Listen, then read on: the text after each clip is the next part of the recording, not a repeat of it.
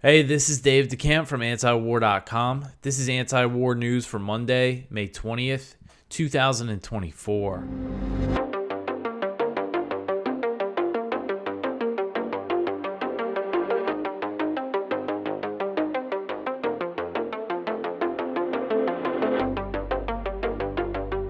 All right, so the first story at the top of antiwar.com today, Representative Elise Stefanik slams Biden at the Israeli Knesset. So Representative Elise Stefanik, she is a Republican from New York, and she delivered a speech at the Israeli Knesset on Sunday where she slammed President Biden and called for unconditional military support for Israel to support the slaughter of Palestinians in Gaza. So Stefanik and other Republicans have been furious with President Biden for putting a pause on one single shipment of 2,000-pound bombs and threatening to withhold heavy weapons if Israel launched a major attack on population centers in Rafah. Of course, he still hasn't taken any action, and Israel continues to escalate in Rafah. But regardless, they're freaking out. And Stefanik goes over to the Israeli Knesset, to a foreign nation's parliament, to criticize the president. She said, quote, "I have been clear at home and I will be clear here. There is no excuse for an American president to block aid to Israel, aid that was duly passed by the Congress, or to ease sanctions on Iran, paying a $6 billion ransom to the world's leading state sponsor of terror, or to dither and hide while our friends fight for their lives," end quote. And she said this at a meeting of the Knesset's Caucus for Jewish and Pro-Israel Students on campuses around the world. That's the name of the caucus. And so the $6 billion that she said there, when she mentioned Iran, she was referencing a prisoner swap deal that the U.S. and Iran made last year before October 7th. Under the deal, the U.S. and Iran each swapped prisoners, and the U.S. graciously allowed Iran to access $6 billion of its own money. And you know, you hear Republicans say this, that Biden gave Iran $6 billion, but that was their money that was frozen in South Korea because of U.S. sanctions, because of the Trump pulling out of the Iran nuclear deal.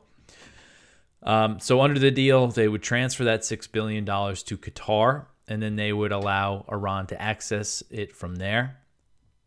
The U.S. and Qatar said that they, after October 7th, that they decide to freeze the money again. So it's not even clear if Iran ever even had access to it, because this deal happened in September, and then a month later they said that they weren't going to let Iran access the money.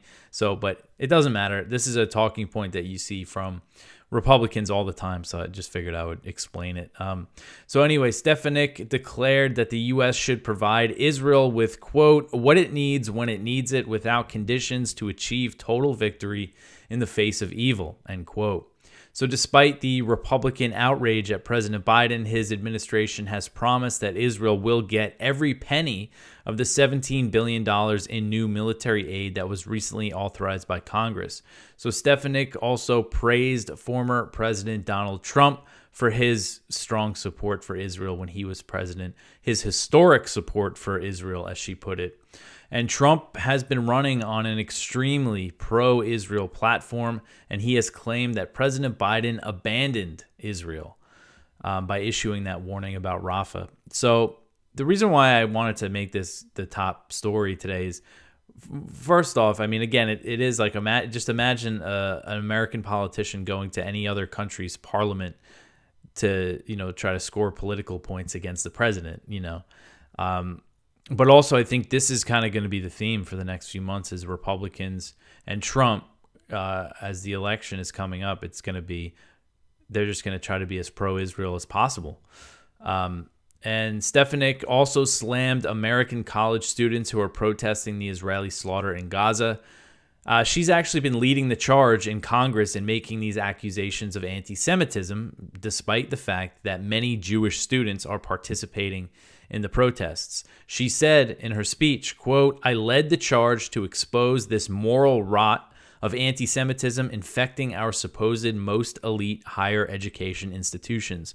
She was the one, so there was that hearing in the House where they had like the presidents of Harvard, I forget what colleges, It was kind of like a viral moment. Of her asking them, if students call for genocide, does that violate the college's rules? And they didn't really like have an answer. That was because right before that line of questioning, Stefanik established that she thought, the slogan "from the river to the sea" and calling for an intifada was a call for genocide, which is just completely ridiculous. So those, then she goes and says, so you see what she established as a call for genocide. With that context, it totally changes the what they're discussing in that hearing. But of course, that context wasn't clear to most people who saw that clip. But this is, she's been leading kind of this this outrage that we're seeing over the college protests. And there she is in Israel, saying all this stuff. But anyway, the next one here: no place is safe in Gaza as 800,000 Palestinians flee Rafah. So this article's Middle East Eye, and now the number of Palestinians who have fled Rafah, according to the UN, is nearly 800,000. So that's more than half of the Palestinians who were in the city. And this is another thing, we saw Biden, Sullivan, Blinken saying like, they can't attack Rafah without a clear plan for all the civilians. Well, more than half of them have evacuated now, and where are they going? The UN says that they're fleeing to areas without water supplies or adequate sanitation. Hundreds of thousands of Palestinians who had sought Rafah as one of their few remaining places of refuge are now forced once again to relocate. So this is the head of the UN Agency for Palestinian Refugees who said, quote, "The claim that people in Gaza can move to safe or humanitarian zones is false. Each time it puts the lives of civilians at serious risk. Gaza does not have any safe zones. No place is safe. No one is safe," end quote. And there was attacks over the weekend, heavy Israeli bombing in central and southern Gaza. The Israeli military said that it issued new evacuation orders on Saturday for parts of northern Gaza. And at least 31 people were killed, most of them in a strike on a house in the Nusrat. I might be pronouncing that wrong. The Nusrat refugee camp near Deir al-Bala in central Gaza.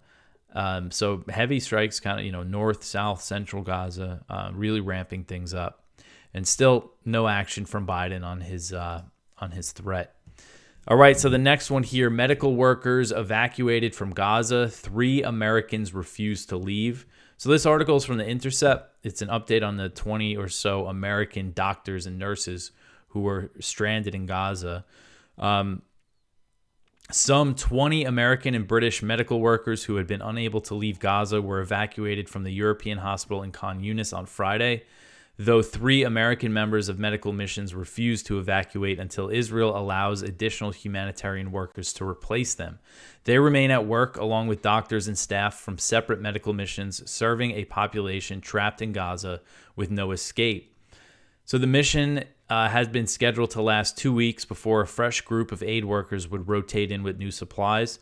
But after Israel seized and closed the Rafah border crossing into Egypt, nothing could get in or out, neither supplies nor people. So among the 3 Americans who refused to leave is Adam Hamawi, a New Jersey doctor and Army veteran who insisted on remaining behind to protect and serve his patients.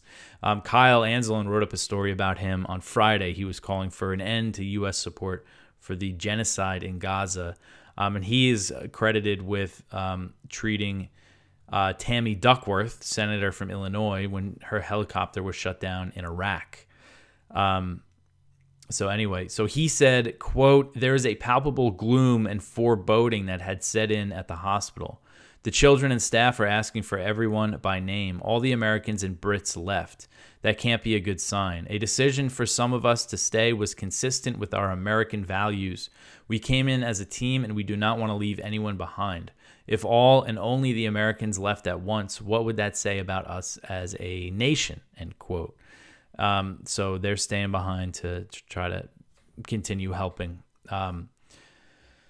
All right, so the next one here, Gantz threatens to quit the Israeli government. So Israeli War Cabinet Minister Benny Gantz has threatened that his party will leave the government if Prime Minister Benjamin Netanyahu does not approve a long-term plan for Gaza. So in a speech on Saturday, Gantz made a list of demands that he wants Netanyahu to approve, including the establishment of a U.S., European, Arab, Palestinian administration to manage civilian affairs in the Strip alongside Israeli security control. So that kind of sounds like a foreign occupation, U.S., European, Arab, and they threw Palestinian in there at the end. Of course, Palestinians are Arab, but you know what I mean.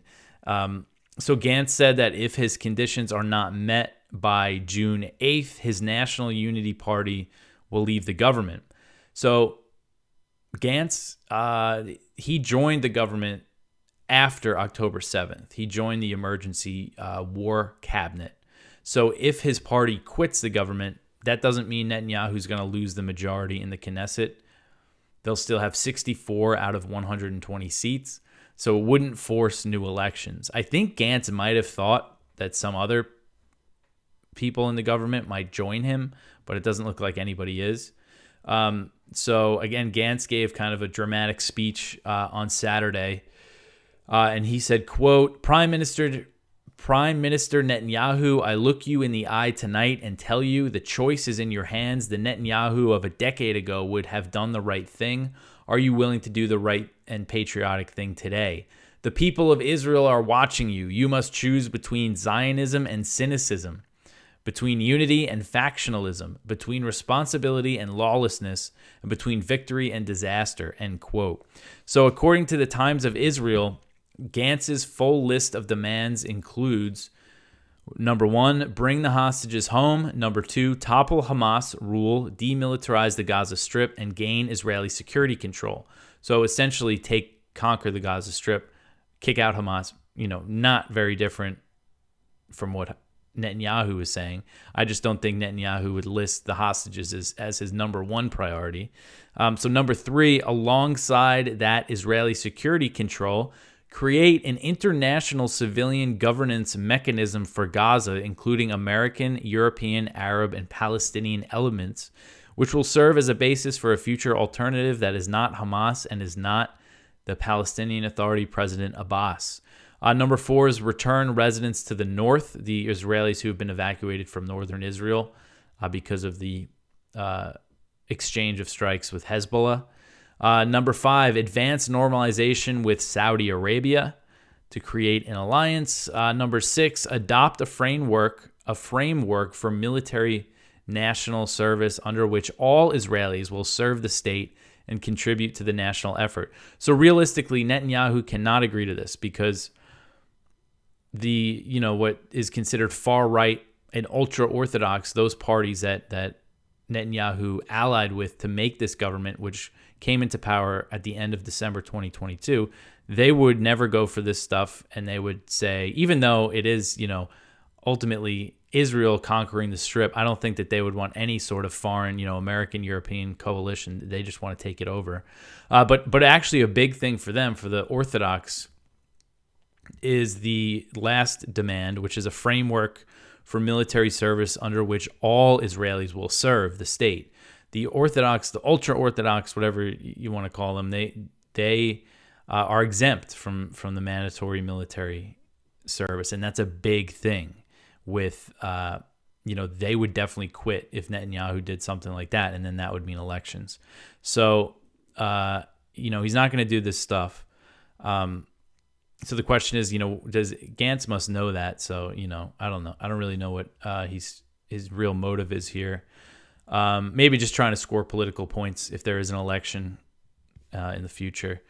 So anyway, in response to Gantz's demands, Netanyahu's office rejected these conditions. They said that they're meaningless. It means abandoning the hostages, leaving Hamas intact, but whatever. He rejected it. And then it's interesting. So Gantz's office hit back and said that Netanyahu should have invaded Rafah much earlier. So Gantz, to people in the U.S., he's kind of considered like Netanyahu's moderate opposition. But he's saying that if Netanyahu listened to him, they would have invaded Rafah months ago. And then this ultimatum from Gantz came after Israeli Defense Minister Yoav Gallant also publicly challenged Netanyahu and said that he needed to come up with a long-term plan for Gaza. But Gallant is a member of Netanyahu's Likud party, and he's not shown any interest in breaking up the government over this. Maybe that's what inspired Gantz, but I don't think this really has a chance of tanking the government. It could, increase the domestic pressure on Netanyahu to hold elections. All right, so the next one here, Smotrich calls for Israel to take over southern Lebanon. So on Sunday, Israeli Finance Minister Bezalel Smotrich called for the Israeli military to invade and take over southern Lebanon if Hezbollah does not withdraw from the border. So Smotrich called for Netanyahu to issue an ultimatum to Hezbollah. He said, quote, "A public ultimatum must be issued to Netanyahu must be issued to Hezbollah that they completely stop firing and withdraw all forces to beyond the Litani River. If the ultimatum is not fully met, the IDF will launch an assault deep in Lebanese territory to defend the northern communities, including ground entry and Israeli military takeover of the southern Lebanese area," end quote. He said that the only way to return Israelis to northern areas that have been evacuated is through a devastating assault on Hezbollah. So not a surprise to see Smotrich, saying something like this. So we've seen a lot of Israeli officials threaten invasion of Lebanon. But when Smotrich talks about a takeover, he's a settler who lives in the West Bank. He's actually, besides being the finance minister, he has a spot in the defense ministry that basically makes him the occupation governor of the West Bank. He has the power to expand settlements from that position. And he's openly for years called for, annexation of the West Bank. He wants to kick out the Palestinians. He wants to kick them out of Gaza, of course. But when you see him talk about a military takeover of southern Lebanon, that, he might be thinking that, this isn't just a temporary thing here, that they can expand Israel's territory. Last year, there was kind of a controversy because he spoke at a conference, and there was a map of what they call Greater Israel, which includes Jordan and I think parts of Syria. And of course, Jordan wasn't happy about that. And in that speech, he said a lot of things, but the one thing he said that was part of the controversy was that he said the Palestinian people were an invention. So it just gives you an idea of, he wants to expand the Israeli borders, I think, not beyond the occupied Palestinian territories. All right, so the next one here, Zelensky rejects Olympic truce with Russia. So on Friday, Zelensky rejected the idea of a truce with Russia during the upcoming Paris Olympics, which will be held from July 26th to August 11th. So French President Emmanuel Macron proposed a truce in a recent call with Zelensky. And Zelensky, recounting the call, said, quote, Let's be honest, Emmanuel, I don't believe it. Who can guarantee that Russia will not use this time to bring its forces to our territory? We are against any truce that plays into the hands of the enemy, end quote. So Zelensky rejected this idea of a truce as Russia is making gains in its new offensive in Kharkiv. And he claimed, and this is a talking point you see from the U.S. You've seen Blinken say over and over again when asked if he wanted a ceasefire. The U.S. has rejected the idea of any ceasefire in Russia, in Ukraine since the beginning. And Zelensky said, it would give Russia an advantage to put more heavy equipment on our territory. But of course, this would also give Ukraine time to build up its defenses and for more Western weapons to be shipped into the country. And Zelensky's always saying that he's always blaming Russia's success on the delays in weapon shipments. So you see this when they talk about Gaza too. The U.S. says the same thing. If there's a ceasefire, it's going to benefit Hamas. But it's like as if the other side doesn't get the chance to do things as well. It's like you freeze the conflict. There's a ceasefire, and then only the opposing side can do anything during that time. That's what they make it sound like. So Putin, he hasn't said that he would support this an Olympic truce. He was asked about it and said that he discussed it with Xi Jinping, the Chinese president. He said that he agreed with the principles of the truce, but then he went on to criticize the Olympic game authorities because Russian athletes are not allowed to compete in the Olympics under their flag or using their national anthem. All right, so the next one here, Putin says that Russia is creating a buffer zone in Kharkiv. So Russian President Vladimir Putin said Friday that the purpose of Russia's offensive in the northeastern Ukrainian region of Kharkiv was to create a buffer zone in response to Ukraine's attacks on Russia's Belgorod Oblast. He said, quote, now about what is happening in the Kharkiv, or Kharkov, I believe is how the Russians say it.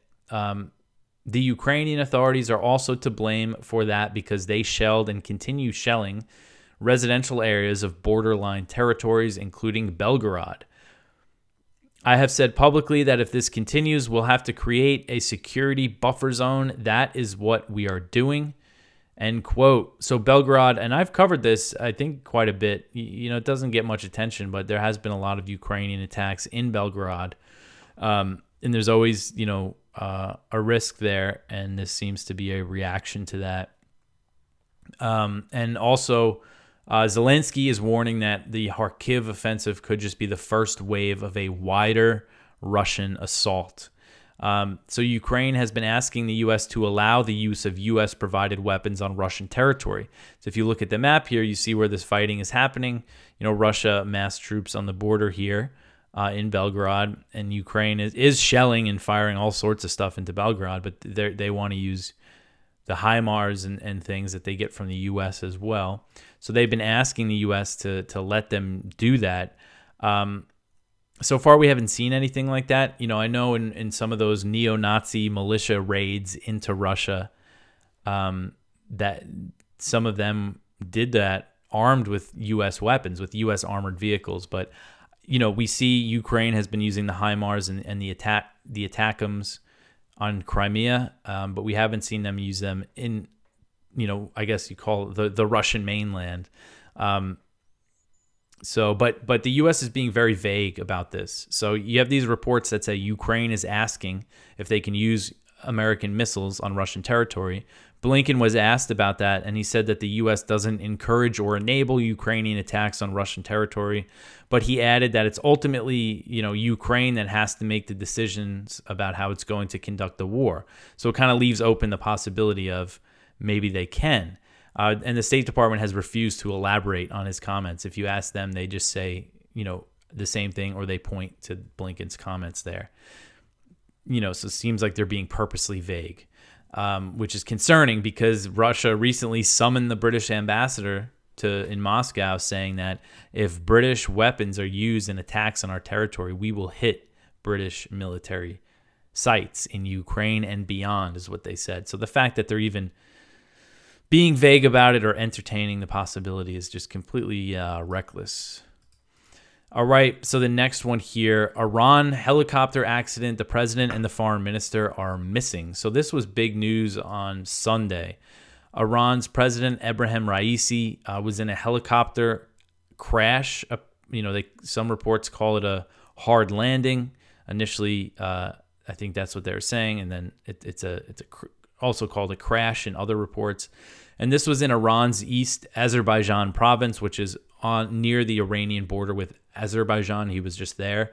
It's a very mountainous area, and apparently their helicopter crashed, and they've been looking for him for a long time now at this point. So this is the live updates from Al Jazeera. Al Jazeera is doing just live updates on the situation with Raisi, and apparently, so this is Sunday night here on the East Coast in the U.S., so early Monday morning in Iran. And there's reports that his helicopter has been found. No details if there's any survivors. So, again, it's Raisi and the Iranian foreign minister. With helicopter crashes, generally people don't survive. But that's why you see, I think they don't really know what happened exactly. So I'm sure in the next few hours it'll become clear.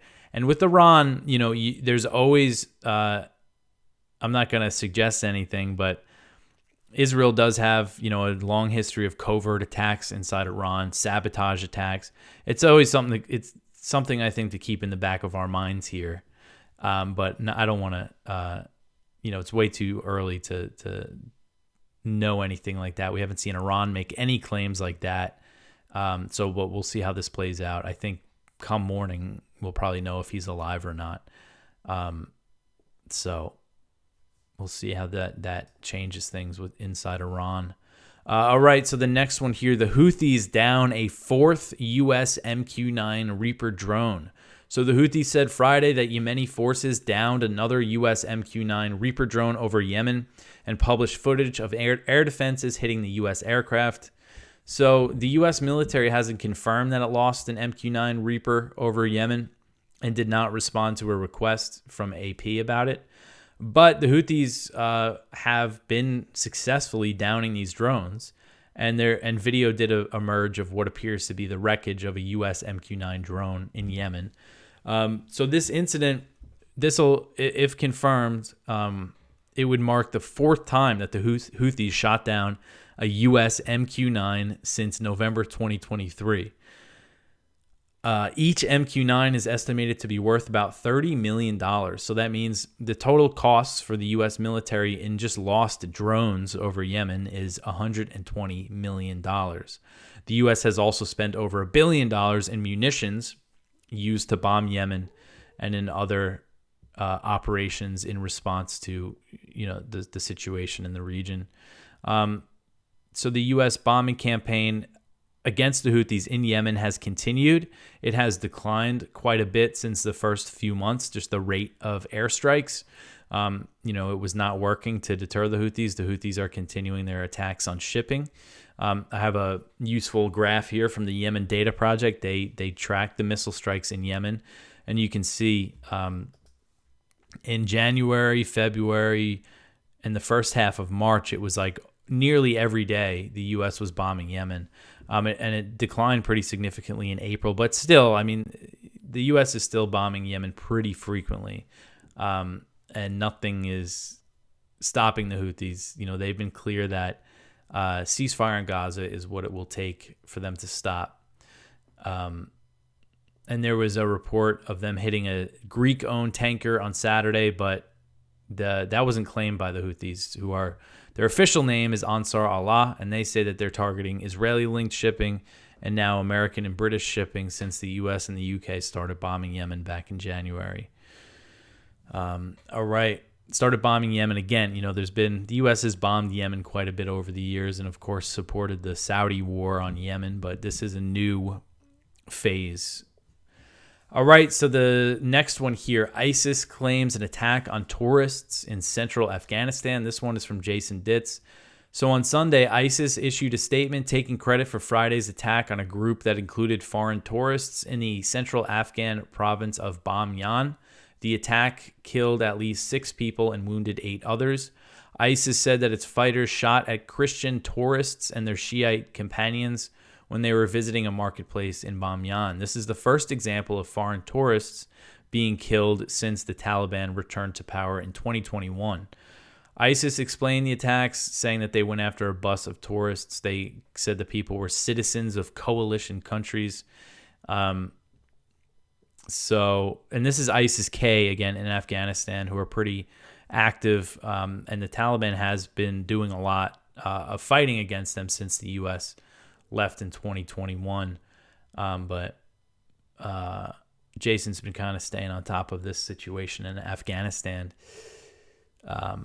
All right, so the last story here, the Australian campaign to free Julian Assange. So this article is from Al Jazeera about Assange, about the effort by his brother and people in Australia trying to free him. It's a good article. A lot of times, in the mainstream media or whatever, you'll see the articles about Assange just aren't good, but this one is good. And really, the reason why we posted it is because Monday, May 20th, so in a few hours from now, from the time this is posted, Assange's hearing is going to start, and this is going to be the hearing on whether or not he's going to be extradited to the U.S. right now.